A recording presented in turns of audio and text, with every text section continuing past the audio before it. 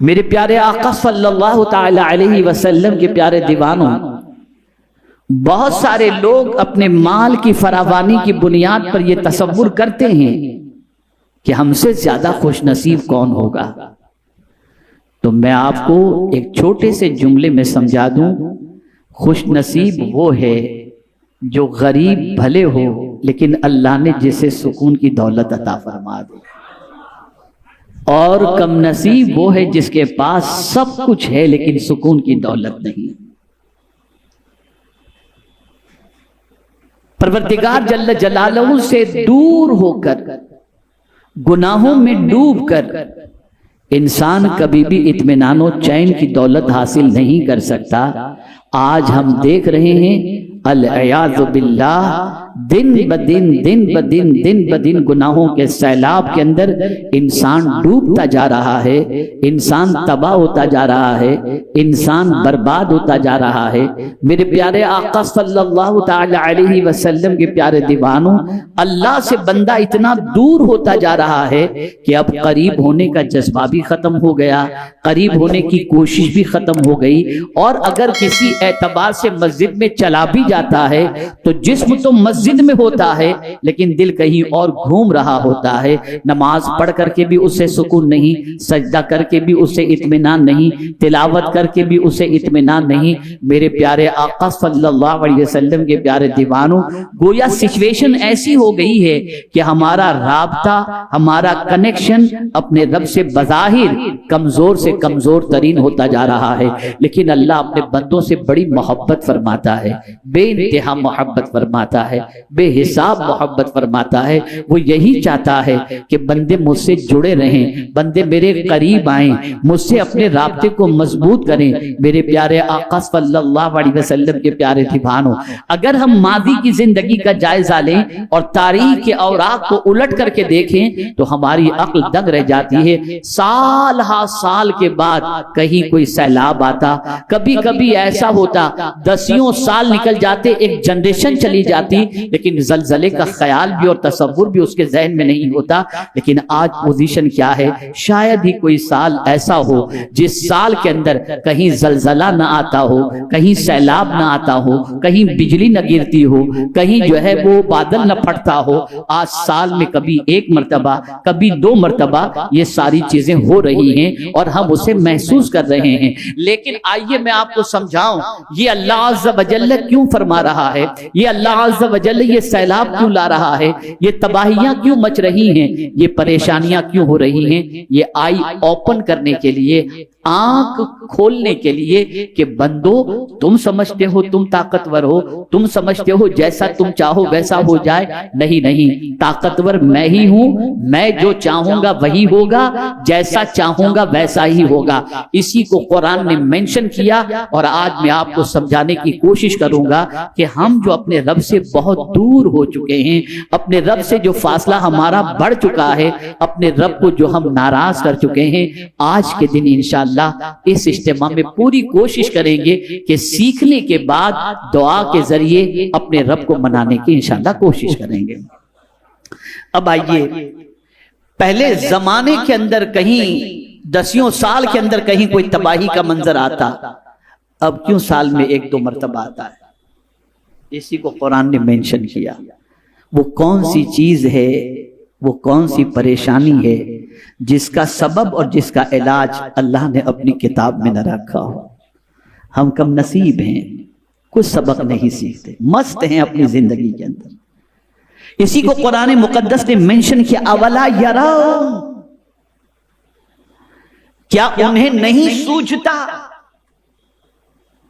انداز دیکھیے، کیا انہیں نہیں سوجھتا انہم یفتنون فی کل عام مرتن او مرتین، ہر سال 1 یا 2 بار آزمائے جاتے ہیں۔ اللہ فرما رہا ہے کیا انہیں نہیں سوچتا کہ سال میں 1 یا 2 مرتبہ آزمائے جاتے ہیں؟ یہ آزمائش کو دیکھ کر، یہ تباہی کے مناظر کو دیکھ کر، یہ بادل پھٹنا، زمین میں زلزلہ آنا، یہ سیلاب آنا، یہ طوفان آنا، یہ آندھی آنا، ابھی آپ دیکھیں میں سمجھتا ہوں 2-4 روز پہلے کی بات ہے، زیادہ وقت کی بات بھی نہیں ہے، میرا خیال ہے 2-3 تاریخ کا شاید واقعہ ہے، مجھے جب تک یاد آ رہا ہے۔ آپ نے دیکھا ہوگا ممبئی میں تیز ہوائیں چلی، درخت گر گئے، اور میں خود اس دن بامبے سینٹرل اسٹیشن سے اتر کر جب باہر نکلا تو اتنی تیز ہوا چل رہی تھی کہ مٹی اور گرد و غبار سے میرا چہرہ ہٹ گیا۔ آپ نے بھی دیکھا، ہم نے بھی دیکھا، کیا سبق سیکھا ہم نے ان چیزوں کو دیکھ کر۔ میں اس دن گجرات سے آ رہا تھا، تو گجرات جب میں پہنچا تو وہاں کی سچویشن ایسی تھی کہ اتنی فصلیں تباہ ہو گئی بارش کی وجہ سے، گرمی کے موسم میں بارش کا تصور بھی نہیں، لیکن آپ دیکھیں بارش ہوئی، فصلیں کپاس کی تباہ ہوئی، درختوں سے آم گر گئے، نہ جانے کتنے نقصانات ہوئے اور کتنے آدمی۔ کیا سیکھا ہم نے اس سے؟ کیا سیکھا ہم نے؟ قرآن کہتا ہے کیا ان کو نہیں سوجھتا کہ سال میں 1 یا 2 مرتبہ آزمائے جاتے ہیں؟ اللہ آزما رہا ہے، اور یہ بات اچھی طریقے سے ذہن میں رہے، یہ جتنی بھی آزمائش ہوتی ہے یہ کسی نہ کسی سبب سے ہوتی ہے، کسی نہ کسی وجہ سے ہوتی ہے، اور اس وجہ کو دور کرنے کا طریقہ اور آزمائش میں اللہ کیوں گرفتار کرتا ہے، جس کی وجہ سے ہم وہ کام کریں جس کی وجہ سے اس آزمائش سے نکل جائیں۔ اللہ اس کو مینشن کرتا ہے ثم لا یتوبون ولا ہم یذکرون، پھر نہ وہ توبہ کرتے ہیں نہ نصیحت مانتے ہیں۔ یعنی سچویشن ایسی ہے کہ یہ طوفان دیکھ کر، یہ زلزلے دیکھ کر، یہ سیلاب دیکھ کر، یہ بادل پھٹتا ہوا دیکھ کر، پھر بھی ان کی پوزیشن یہ ہے کہ یہ توبہ نہیں کرتے۔ کتنوں نے یہ سب دیکھ کر توبہ کی؟ کتنے اپنے رب کی قدرت سے ڈرے؟ مجھے یاد آتی ہے میرے آقا صلی اللہ علیہ وسلم کی وہ حدیث مبارکہ، ام المؤمنین حضرت عائشہ صدیقہ رضی اللہ تعالی عنہا رسول اعظم صلی اللہ علیہ وسلم کے ساتھ تشریف فرما تھی۔ آقا کریم صلی اللہ علیہ وسلم ان سے گفتگو فرما رہے تھے، اچانک بجلی کڑکی، اور جیسے ہی بجلی کی کڑک کی آواز رسول رحمت صلی اللہ علیہ وسلم کے کانوں سے ٹکرائی، سرکار صلی اللہ علیہ وسلم نے ام المؤمنین کو چھوڑا اور اٹھ کر کے چلنا شروع کر دیا، صرف بجلی کے کڑکنے پر۔ ام المؤمنین نے عرض کیا حضور، کچھ دیر کے بعد سرکار صلی اللہ علیہ وسلم جب بجلی کی کڑک ختم ہوئی تو ام المؤمنین کے قریب آئے تو ام المؤمنین نے عرض کیا یا رسول اللہ صلی اللہ تعالی علیہ وسلم، ہم اور آپ گفتگو کر رہے تھے اور آپ اچانک بجلی کی آواز سن کر اٹھ کر چلنے لگ گئے۔ ارشاد فرماتے ہیں ہاں عائشہ، مجھے لگا کہ کہیں میری امت پر آسمان سے عذاب تو نازل نہیں ہو رہا ہے۔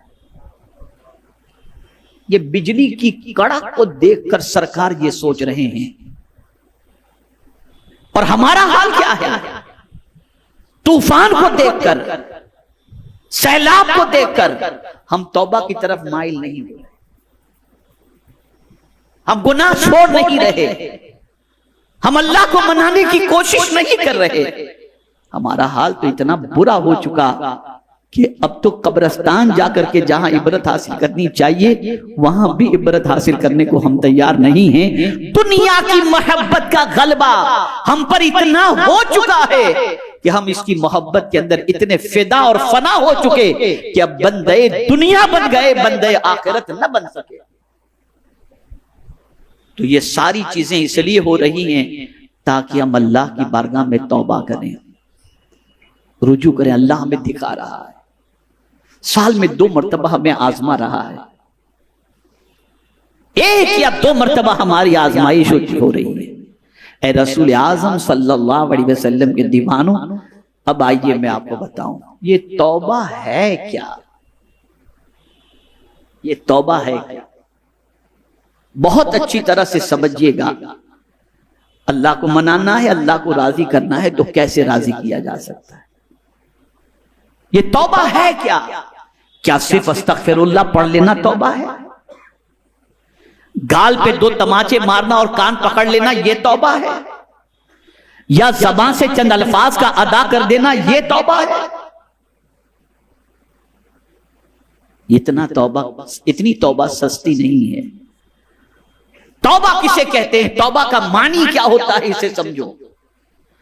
توبہ کی معنی ہوتا ہے واپسی، پلٹنا۔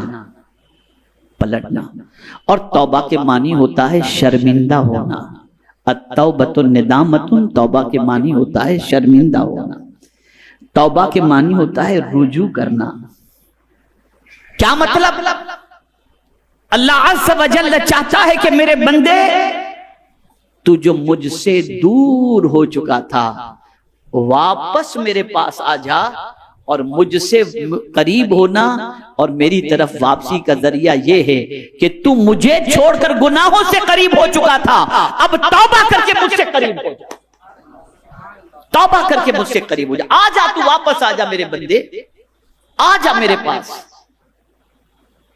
اس کو ایک صوفی نے بڑے پیارے انداز میں کہا ہے کہ توبہ سے پہلے مطلب یہ ہے کہ تو خدا کو پیٹ کیے ہوئے تھا، توبہ کرنا مطلب خدا سے پیٹ کو پھیر کر چہرے کو خدا کی طرف کر لینا، یہ حقیقت میں توبہ۔ اے رسول اعظم صلی اللہ تعالی علیہ وسلم کے پیارے دیوانوں، توبہ کے معنی ہوتا ہے اللہ کی طرف واپسی کرنے کا، اللہ کی طرف رجوع کرنے کا، اللہ کی طرف مائل ہو جانے کا۔ گناہوں کی وجہ سے انسان اللہ سے دور ہو جاتا ہے، اور توبہ کر کے انسان خدا سے قریب ہو جاتا ہے۔ توبہ کرو، توبہ کرو اس عزم کے ساتھ کہ جن گناہوں نے مجھے خدا سے دور کر دیا تھا، پروردگار میں ان گناہوں سے توبہ کرتا ہوں، آئندہ ان گناہوں کی دہلیز پر قدم نہیں رکھوں گا۔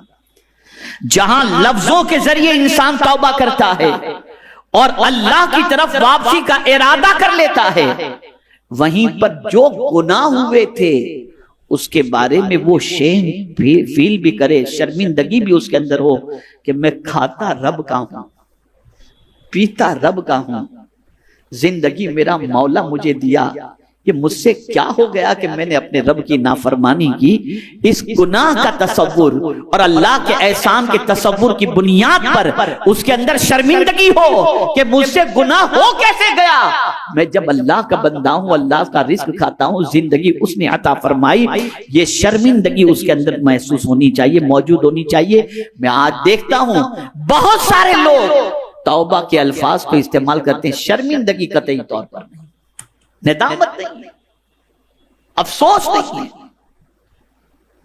بس یہ سن لیتے ہیں کہ یہ پڑھ لو اللہ گناہوں کو معاف کر دے گا، بس پڑھ لیتے ہیں، اندر سے کوئی شرمندگی نہیں ہے، اندر سے کوئی گناہوں کے احساس نہیں ہے۔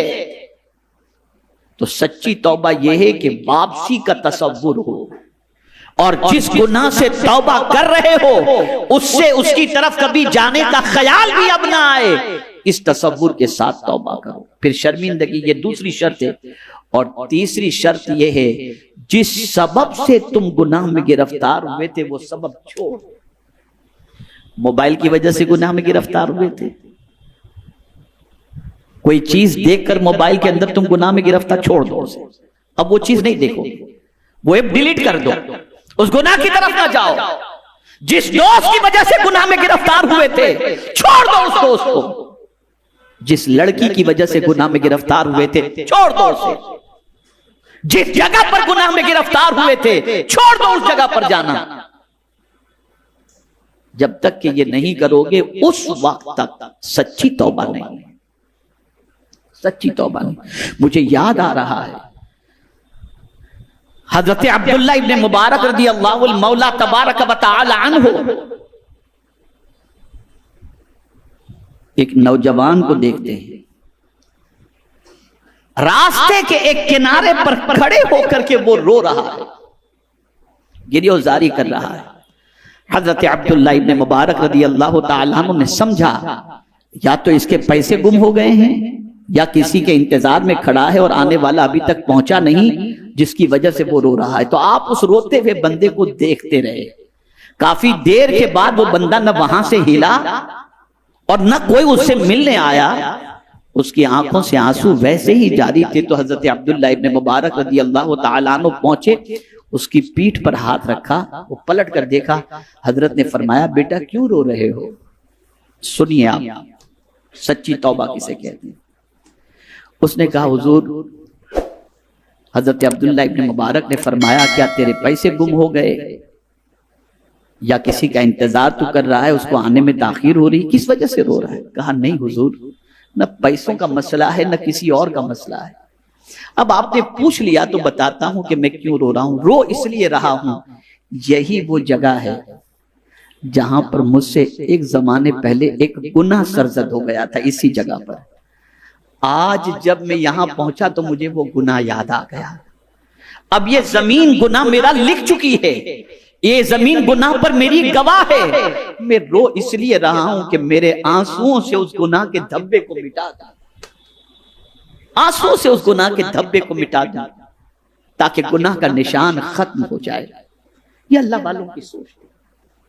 آج کا نوجوان اپنی کالج لائف کو یاد کر کے کہتا ہے کتنی اچھی زندگی کالج کی تھی, کیا انجوائے کرتے تھے, کیا موج مستی کرتے تھے. آج کا نوجوان یہ کہہ رہا ہے, آج کے لوگ یہ کہہ رہے ہیں. افسوس جو گناہ کر کے خوشی مناتا ہو اس کا ایمان خطرے میں ہے.